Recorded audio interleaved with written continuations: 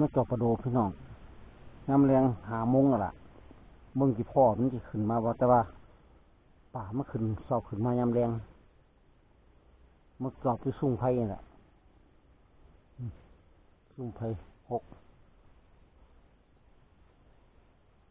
มันจอบที่สุ่งไผ่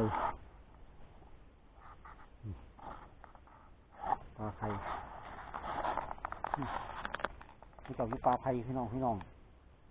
ซ้อมเบิ่งชั่วโมงหนึ่งเตียนบ่ปลาดูใหญ่บ่เขามาเขาได้ยิงอยู่หม่องนี้แต่ว่ามาเจ้าของมาบุกได้ยิงจักเถื่อเอาลองเบิ่ง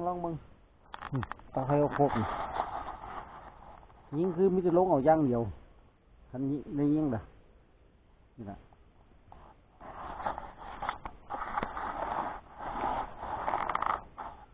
เบิ่งสิพ่อบ่พี่น้องเบิ่งได้ยิงบ่หม่องนี้มันบ่สิมันบ่มันเด้อปู่เอ้ยลูกหลานจักตัวนี่เด้อ